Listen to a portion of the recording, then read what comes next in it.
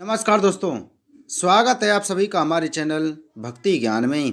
दोस्तों, आज मैं आपको एकादशी के दिन सुनी जाने वाली एकादशी की 5 कहानी सुना रहा हूँ। मुर नाम का एक दैत्य था। रावण और कंस की तरह ही वह भी बड़ा आतंक मचाता था। स्वर्ग में देवों सहित सभी को पीड़ा देता था। सब लोग उससे रक्षा मांगकर श्री नारायण के शरण में गए। भगवान ने कहा, मैं उसे संभालता हूँ, चिंता मत करो। भगवान मोर के साथ युद्ध करने लगे, लेकिन अपनी सारी शारीरिक शक्ति लगाकर भी भगवान कुछ नहीं कर सके। भगवान को युद्ध के मैदान से पलायन करना पड़ा। वे हिमालय की एक गुफा में छिप गए। मोर भी उनका पीछा करते हुए वहां पहुंच गया। भगवान ने ध्यान करना शुरू किया और उनके मन से एक शक्ति उत्पन्न की, उनकी मानसिक शक्ति। इस शक्ति ने बाहर आकर मुर को अपनी तलवार से मार डाला। क्योंकि यह देवी उनके मन भगवान की 11वीं इंद्रिय से निकली थी, इसलिए भगवान ने उन्हें एकादशी के नाम से पुकारा। एकादशी माता की उत्पत्ति का दिन उनके नाम से ही जाना जाने लगा। माता एकादशी के अंतिम चरण के दौरान उत्पन्न हुई थी, इसे जयंती कहते हैं, और उन्होंने द्वादशी के पहले चरण के दौरान दैत्य को मार डाला था, इसे स्मृति कहते हैं। एकादशी की दूसरी कहानी। गाला मुनि का भद्रशील नाम का एक पुत्र था। भद्रशील ने छोटी उम्र से ही एकादशी व्रत का पालन करना शुरू कर दिया था। मुनि ने उन्हें ऐसा करने के लिए कभी नहीं कहा था। एक बार मुनि ने भद्रशील से पूछा कि उन्हें इस व्रत को करने के लिए किसने कहा है। भद्रशील ने कहा कि मैं कई जन्मों से एकादशी व्रत करता आ रहा हूँ। आमतौर पर किसी को भी पिछला जन्म याद नहीं रहता। जब तक आप माँ के गर्भ में होंगे तब तक आपको अपने पिछले जन्मों की याद रहेगी, लेकिन जन्म से ठीक पहले यह स्मृति मिट जाती है। लेकिन भद्रशील को अपने पिछले जन्म की याद उस समय भी थी। यह एकादशी व्रत की शक्ति थी जिसका वे पालन करते थे। वे एक पूर्व जन्म में धर्मकीर्ति नामक राजा थे। धर्मकीर्ति बहुत क्रूर था, उसे कोई पसंद नहीं करता था। ऐसा कोई पाप नहीं था जो उसने नहीं किया हो। एक बार वह अपने सैनिकों के साथ शिकार पर गया। उसने एक हिरण को देखा और अपने सैनिकों को उस हिरण को चारों ओर से घेरने के लिए कहा। राजा ने कहा कि जो भी हिरण को भागने देगा उसका पूरा परिवार मार डाला जाएगा।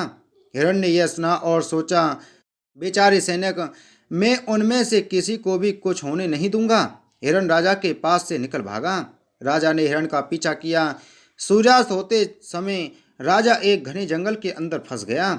हिरण कहीं दिखाई नहीं दे रहा था। राजा ने एक पेड़ के नीचे रात बिताई। उसने दिन भर में कुछ भी नहीं खाया था। उसे चारों ओर से खतरनाक जानवरों के गुर्राने की आवाज सुनाई दे रही थी। वह सो नहीं सका। राजा ने डर से श्री हरि परमात्मा से प्रार्थना करना शुरू कर दिया। फिर सुबह होते ही उसकी मृत्यु हो गई। यमदूत आए और उसे यमराज के पास ले गए। यमराज ने पूछा, तुम लोग इन्हें यहाँ क्यों लाए हो? इनका स्थान बैकुंठ में भगवान महाविष्णु के बगल में है। लेकिन राजन, यह तो महापापी है। नहीं, वह सब चला गया है, ये अब पवित्र हैं। जिस दिन उनकी मृत्यु हुई वह एकादशी थी। उन्होंने दिन भर उपवास किया और रात में जागते हुए श्रीहरि का स्मरण किया। उनके सारे पाप दूर हो गए, वे पवित्र हो गए। यमराज ने स्वयं एक स्वर्ण रथ बुलवाया और राजा को बैकुंठ भेज दिया। जब लोगों को इस बारे में पृथ्वी पर पता चला तो वे सभी एकादशी का पालन करने के लिए और अधिक उत्साहित हुए। एकादशी की तीसरी कहानी। एक राजा था, उसके राज्य में प्रजा सुखी थी। एकादशी को कोई भी अन्न नहीं खाता था, सभी फलाहार करते थे। एक बार भगवान ने राजा की परीक्षा लेनी चाहिए। भगवान ने एक सुंदरी का रूप धारण किया तथा सड़क पर बैठ गए। तभी राजा उधर से निकला और सुंदरी को देखकर चकित रह गया। उसने पूछा, हे सुंदरी, तुम कौन हो और इस तरह यहाँ क्यों बैठी हो? तब सुंदर स्त्री बने भगवान बोले, मैं निराश्रिता हूँ।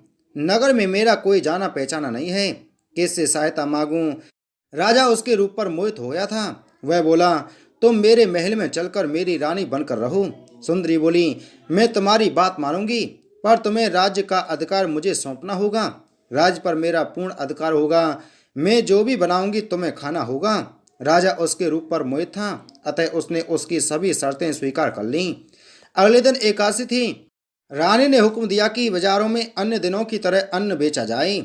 उसके घर में मांस, मछली आदि पकवाए तथा परोस कर राजा से खाने के लिए कहा।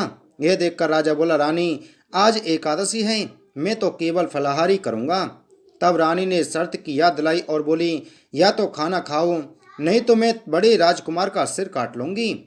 राजा ने अपनी स्थिति बड़ी रानी से कही तो बड़ी रानी बोली, महाराज धर्म न छोड़ें, बड़े राजकुमार का सिर दे दें। पुत्र तो फिर मिल जाएगा पर धर्म नहीं मिलेगा। इसी दौरान बड़ा राजकुमार खेलकर आ गया।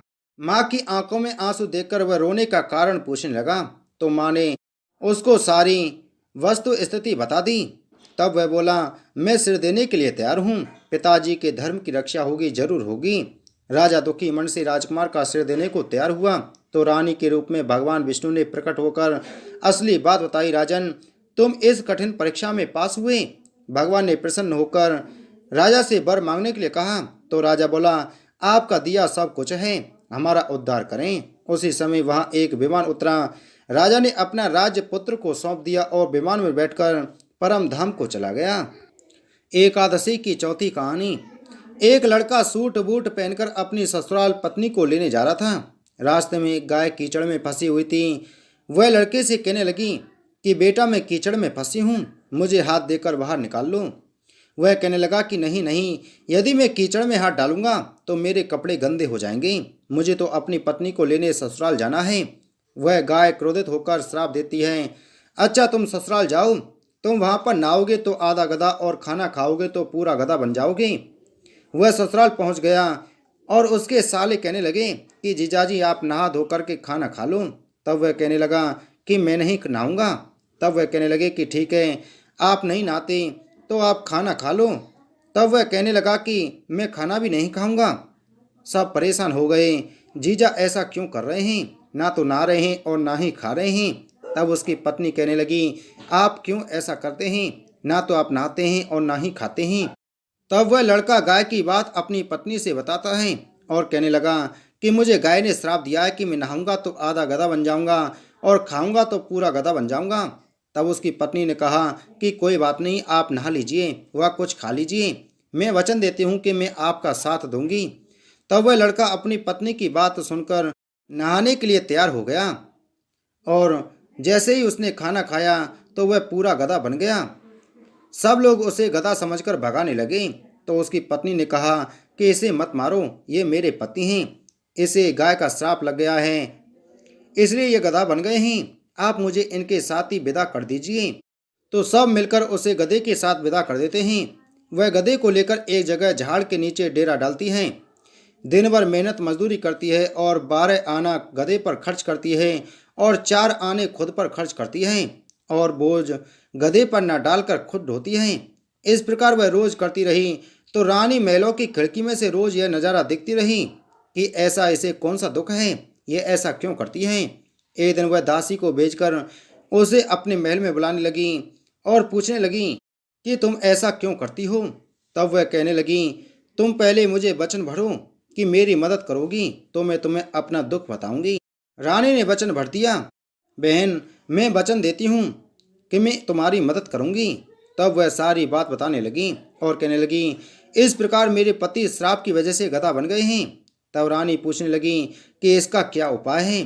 तब वह बताने लगी कि यदि किसी ने 24 एकादशी करी हो, अगर वह संकल्प करके इसे 24 एकादशी दे तो मेरे पति पहले की तरह ठीक हो जाएंगे। तब रानी राज्य में ऐलान करवाती है, अगर किसी ने 24 एकादशी करी हो वह राज दरबार में आए। तब एक बुढ़िया आई और उसने कहा कि मैंने 24 एकादशी करी हैं। तो रानी कहने लगी कि बुढ़िया माई, आप अपनी 24 एकादशी इस गधे को दे दीजिए क्योंकि यह गाय के श्राप से गधा बन गए हैं। आपकी 24 एकादशी देने से यह पूर्ण रूप से लड़का बन जाएंगे। तो बुढ़िया इस पर मान जाती है और जैसे ही वह संकल्प करके नहाती है और नहाने का पानी गधे के ऊपर गिरता है तो वह गधा अपने लड़के के रूप में आता जाता है। तो बुढ़िया लालच करके एक एकादशी अपने पास रख लेती है। जैसे ही सारा पानी उस गधे के ऊपर गिरता है तो वह लड़का बन गया, लेकिन उसका एक कान गधे का रह गया। सभी कहने लगे, यह क्या हुआ। तो बुढ़िया माई ने कहा कि मैं मरी तो मेरे पास भी तो एक एकादशी होनी चाहिए। तो सब ने कहा, आपने संकल्प किया है, आपको एक एकादशी और देनी पड़ेगी, नहीं तो यह पूरी तरह से लड़का नहीं बन पाएगा। अब बुढ़िया सारी एकादशी उस लड़के को दे देती है और वह गधा पूरी तरह लड़का बन जाता है। राजा सारे राज्य में ऐलान करते हैं कि जिनसे बन पड़े एकादशी करो। एकादशी जैसा दूसरा कोई व्रत नहीं। एकादशी की पांचवी कहानी। एक बार एक राज्य में एक राजा रहा करता था। राजा बहुत ही बुद्धिमान और बलशाली था। राजा सदैव अपनी प्रजा का बहुत अच्छे से ध्यान रखता था। प्रजा भी अपने राजा को बहुत पसंद करती थी। राजा की दो बेटियां थीं। राजा अपनी दोनों बेटियों से बहुत प्रेम करता था। राजा की छोटी बेटी देखने में बहुत सुंदर और आकर्षण थी और राजा की बड़ी बेटी छोटी बेटी के मुकाबले थोड़ा कम सुंदर थी। राजा की छोटी बेटी ग्यारस माता की पूजा किया करती थी और सभी लोग राजा की छोटी बेटी से बहुत प्रेम करते थे और बहुत प्रशंसा किया करते थे। राजा भी अपनी छोटी बेटी को बड़ी बेटी से अधिक प्रेम करता था, जिस कारण राजा की बड़ी बेटी को अपनी छोटी बहन से बहुत नफरत होने लगी थी। राजा की दोनों बेटियां जब बड़ी हो गईं, तब एक पड़ोस राज्य में रहने वाला राजकुमार राजा की बड़ी बेटी के लिए रिश्ता लेकर आया। लेकिन जैसे ही उस राजकुमार की नज़र राजा की छोटी बेटी पर पड़ी, तो वह राजकुमार राजा की छोटी बेटी पर आकर्षण हो गया और उससे पहली नज़र में प्रेम कर बैठा। उस राजकुमार ने राजा की बड़ी बेटी के साथ विवाह करने से मना कर दिया और उसने राजा से कहा कि मैं आपकी छोटी बेटी से विवाह करना चाहता हूँ। जिसके बाद राजा की बड़ी बेटी यह देखकर अपनी छोटी बहन से बहुत क्रोधित हो गई और राजा की बड़ी बेटी ने अपनी छोटी बहन को अपना सबसे बड़ा दुश्मन मान लिया। राजा की बड़ी बेटी ने अपनी छोटी बहन से बदला लेने का निर्णय लिया, जिसके लिए उसने अपनी छोटी बहन को जान से मारने का प्लान बनाया। राजा की बड़ी बेटी ने अपनी छोटी बहन को मारने के लिए सबसे पहले एक लड्डू में जहर मिलाकर अपनी छोटी बहन को दे दिया और उसको लड्डू खाने के लिए कहा। लेकिन लड्डू खाने के बाद भी छोटी बहन को कुछ नहीं हुआ। बड़ी बहन यह देखकर बहुत आश्चर्यचकित हो गई, लेकिन बड़ी बहन ने हार नहीं मानी और उसने जब रात में छोटी बहन अपने कमरे में सो रही थी, तब एक मटके में सांप रखकर उसके कमरे में छोड़ दिया। लेकिन सांप भी छोटी बहन का कुछ नहीं कर पाया। जिसके बाद बड़ी बहन ने अपनी छोटी बहन से कहा कि चलो हम लोग कुएं में से पानी भरकर लाते हैं। जिसके लिए वह अपनी छोटी बहन को पानी भरने के बहाने कुएं के पास ले गई और उसने अपनी छोटी बहन को कुएं में धक्का दे दिया। लेकिन छोटी बहन को तब भी कुछ नहीं हुआ, क्योंकि हर बार ग्यारस माता उसकी रक्षा कर रही थी और उधर बड़ी बहन अपने सारे प्रयासों को असफल देखकर बहुत ही ज़्यादा उस पर क्रोधित होती जा रही थी। फिर उसने अपनी छोटी बहन के पास जाकर उससे खुद ही पूछा कि मेरी छोटी बहन, तुमको पता है भगवान ने सबकी मृत्यु एक निश्चित समय पर लिखी हुई है और कैसे तुम्हारी मृत्यु होगी, क्या यह तुम जानती हो? तब छोटी बहन ने अपनी बड़ी बहन को बताया कि हाँ मैं जानती हूँ, मेरी मृत्यु कैसे होगी। छोटी बहन से यह सुनकर बड़ी बहन मन ही मन बहुत प्रसन्न होने लगी और उसने अपनी छोटी बहन से कहा कि तो मुझे अपनी मृत्यु का राज बताओ। छोटी बहन ने अपनी बड़ी बहन से कहा कि मेरी मृत्यु तो एक तोते में है, जो तोते के गले में एक हार है, उससे मेरी मृत्यु होगी। जब तक कोई भी व्यक्ति तोते को मारकर वह हार अपने गले में पहनेगा तो मैं मूर्छित हो जाऊंगी और जैसे ही उस हार को अपने गले से उतारेगा तो मैं वापस से जीवित हो जाऊंगी। अपनी छोटी बहन की मृत्यु का राज जानकर बड़ी बहन बहुत ही खुश हो गई और उसने अपनी छोटी बहन को मारने के लिए उसके पालतू तोते को ढूंढना शुरू कर दिया और छोटी बहन को इस बात का आभास हो गया था कि कोई उसकी जान लेना चाहता है। जिसके लिए वह अपने पिताजी के पास गई और उसने अपने पिताजी से कहा कि पिताजी, मेरी मृत्यु के बाद आप मुझे जलाइएगा मत, बल्कि आप मुझे अपनी पुरानी वाली हवेली में एक पलंग पर लिटाकर छोड़ दीजिए। अपनी छोटी बहन की यह बात सुनकर राजा बहुत आश्चर्यचकित हो गए। राजा ने अपनी छोटी बेटी से पूछा, बेटी तुम यह क्या कह रही हो? तब राजा की छोटी बेटी ने बताया, पिताजी समय किसी के लिए नहीं रुका है, कब क्या हो जाए किसी को कुछ पता नहीं है। और फिर राजा ने अपनी छोटी बेटी से कहा कि तुम ऐसी बातें क्यों कर रही हो, 2-3 दिन में तो तुम्हारा विवाह है। लेकिन छोटी बेटी ने अपने पिताजी को ऐसा करने पर मजबूर कर दिया और उनसे वचन ले लिया। राजा ने भी अपनी छोटी बेटी की बात स्वीकार कर ली और 2-3 दिनों के बाद जब शादी का समय आया, तब राजकुमार बारात लेकर राजा के घर आया और राजकुमार और राजा की छोटी बेटी का विवाह शुरू हो गया। जैसे ही राजा की छोटी बेटी राजकुमार के साथ फेरे लेना शुरू करती है तो उसकी बड़ी बहन अपनी छोटी बहन के कमरे में जाकर उसके तोते को पकड़ लिया और उसको जान से मार दिया। तोते के गले में जो हार था उसको अपने गले में धारण कर लिया। जैसे ही बड़ी बहन उस हार को अपने गले में धारण करने लगी तो उधर छोटी बहन 3.5 ही फेरे ले पाई थी कि वहीं पर बेहोश होकर गिर पड़ी। जिसके बाद राजा ने बड़े बड़े वैद्यों को बुलवाया और छोटी बेटी का इलाज करने के लिए कहा। राजा की बात सुनकर वैद्य ने छोटी बेटी को जब चेक किया तो राजा को बताया कि आपकी छोटी बेटी ना तो जीवित है और ना ही मरी हुई है। यह मैं ऐसा पहली बार देख रहा हूँ। राजा ने वैद्य और हकीम को यह बात बाहर बताने से मना कर दिया और उनको कहा कि अगर तुमने यह बात किसी को बाहर बताई तो हम तुम्हें फांसी दे देंगे। राजा ने अपनी छोटी बेटी को पुराने महल में जाकर एक पलंग में लेटा दिया और वहां कुछ सैनिकों को तैनात कर दिया। वापस अपने महल पर आ गया। राजा की बड़ी बेटी अपने पिताजी के पास आई और कहने लगी कि पिताजी, अगर यह शादी संपन्न नहीं हुई तो आपकी इज्जत का क्या होगा। आप कहें तो मैं आपकी इज्जत बचाने के लिए राजकुमार से शादी करने के लिए तैयार हूँ। जिसके बाद राजा ने अपनी बड़ी बेटी की बात मान ली और राजा ने बड़ी बेटी को छोटी बेटी के कपड़े पहनाकर मंडप पर भेज दिया। लेकिन राजकुमार यह जान गया कि यह राजा की छोटी बेटी नहीं बल्कि यह राजा की बड़ी बेटी है। लेकिन जब राजकुमार ने शादी करने से मना किया तो सभी लोगों ने राजकुमार को विवश करके राजा की बड़ी बेटी से बचे हुए फेरे को संपन्न करा दिया और विवाह करवा दिया। जिसके बाद राजकुमार राजा की बड़ी बेटी को अपने महल ले गया। राजकुमार राजा की बड़ी बेटी से ना तो बात करता था, न ही उसको पसंद करता था और न ही उसके आसपास भटकता था। और राजकुमार ने यह फैसला लिया था कि वह अपनी प्रेमिका को ढूंढ कर रहेगा और यह जानकर रहेगा कि उसके साथ हुआ क्या है। एक दिन राजकुमार अपने घोड़े पर सवार होकर राजा के पुराने महल के पास पहुंच गया, जहां पर उसने कुछ सैनिकों को देखा। महल के पास पहुंचकर राजकुमार ने जब महल को ध्यान से देखा तो वह समझ गया कि यह तो हमारे ससुर जी का महल है। तब राजकुमार ने सैनिकों से पूछा, तुम लोग यहाँ क्या कर रहे हो और इस महल के अंदर उस पलंग पर कौन लेटा है। जिसके बाद सैनिकों ने बताया कि यहाँ पर राजा की छोटी बेटी लेटी है। यह सुनकर राजकुमार बहुत प्रसन्न हो गया और वह तुरंत अपनी प्रेमिका के पास पहुँच गया और उसकी सेवा करने लगा। जैसे ही रात हुई तो राजा की छोटी बेटी उठकर खड़ी हो गई। राजकुमार यह देखकर बहुत खुश हो गया और उसने अपनी प्रेमिका से पूछा कि तुम यहाँ क्या कर रही हो, तुम मेरे साथ मेरे घर चलो। राजा की छोटी बेटी ने राजकुमार को सारी बातें बता दी कि मेरी जान एक तोते में बसी थी और मैंने यह बात सिर्फ अपनी बड़ी बहन को बताई थी और मुझे पता है कि उसने ही मुझे मारने का प्रयास किया है। उसके पास एक हार है जिसको वह सुबह पहन लेती है और रात को उतार देती है। जब तक वह हार को पहन कर रखती है तब तक मैं मूर्छित रहती हूँ और जैसे ही वह हार को उतार देती है तो मैं जीवित हो जाती हूँ।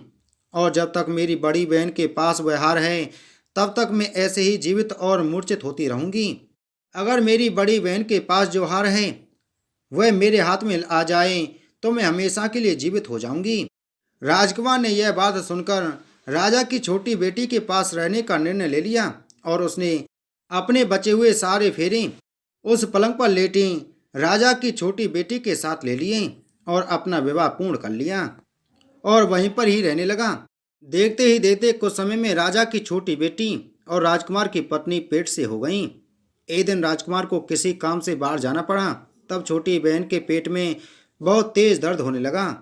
जिसके बाद उसने ग्यारस माता का आह्वान किया। जिसके बाद वहां पर ग्यारस माता प्रकट हुई और उन्होंने अपनी भक्त के दर्द को दूर किया और एक पुत्र की प्राप्ति करवाई। और वहीं पर अचानक से राजकुमार भी आ गया। राजकुमार ने ग्यारस माता को देखा तो वह आश्चर्यचकित हो गया और उसने तुरंत माता को प्रणाम किया। और ग्यारस माता ने राजकुमार से कहा कि जब तुम्हारा बेटा 5 वर्ष का हो जाए तो तुम अपनी पत्नी का हार लाकर इसके गले में डाल देना। और देखते देखते राजकुमार और राजा की छोटी बेटी का पुत्र 5 वर्ष का हो गया। तो राजकुमार अपने बेटे से कहने लगा कि बेटा, मैं कुछ काम से बाहर जा रहा हूँ, तुम अपनी माता का ध्यान रखना। और वहां से चला गया।